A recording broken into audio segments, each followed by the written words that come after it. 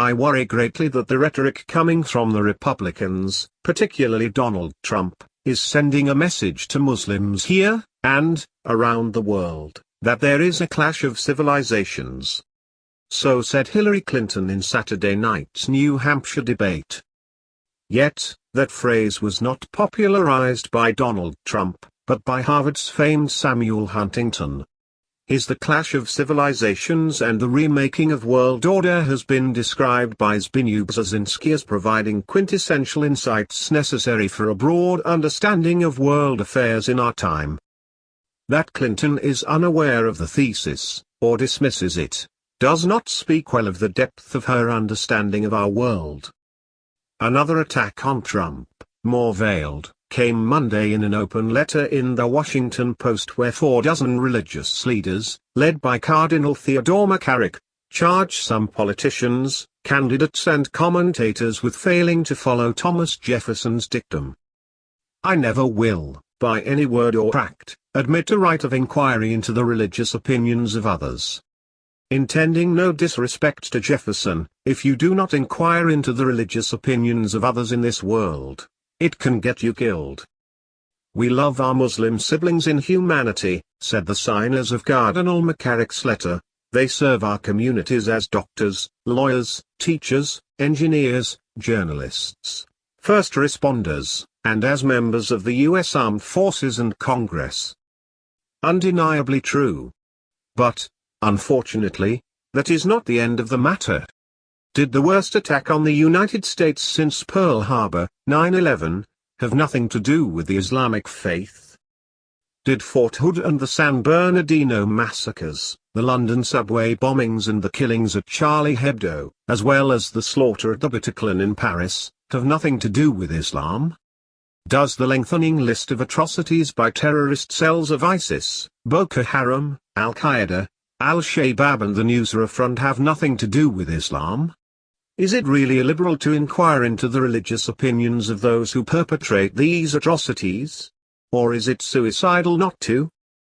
There has arisen a legitimate question as to whether Islamism can coexist peacefully with, or within, a post-Christian secular West.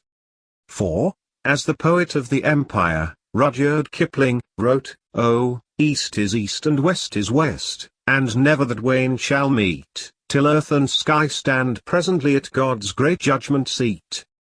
As of 1960, the great wave of immigration into the United States from Southern and Eastern Europe had been halted for 35 years. And the children of these millions had been largely assimilated and Americanized.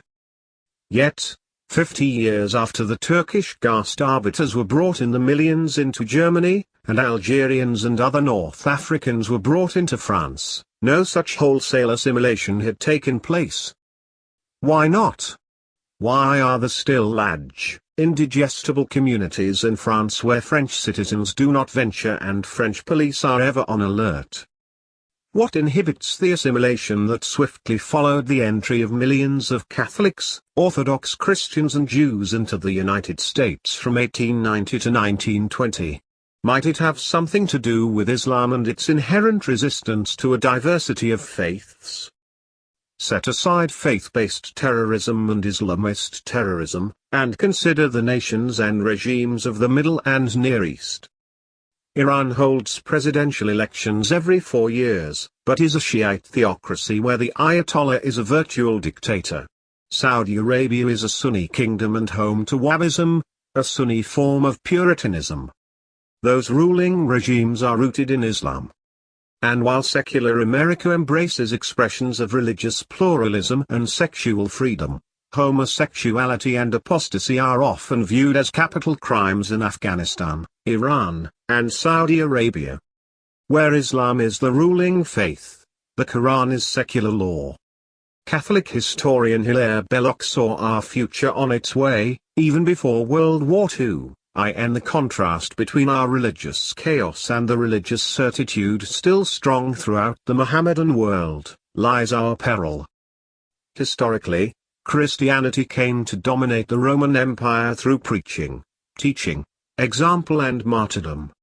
Islam used the sword to conquer the Middle and Near East, North Africa and Spain in a single century, until stopped at Poitiers by Charles Martel. And this is today's crucial distinction: Islam is not simply a religion of 1.6 billion people, it is also a political ideology for ruling nations and, one day, the world. To the true believer, Islam is ultimately to be imposed on all of mankind, which is to be ruled by the prescriptions of the Quran. And where Muslims achieve a majority, Christianity is, at best, tolerated. Nor is this position illogical.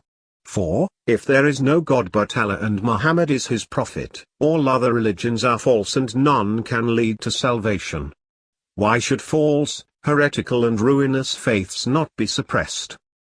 Behind the reluctance of Trump and other Americans to send another U.S. army into a region that has seen wars in Iraq, Libya and Afghanistan leave us with ashes in our mouths, lies a wisdom born of painful experience.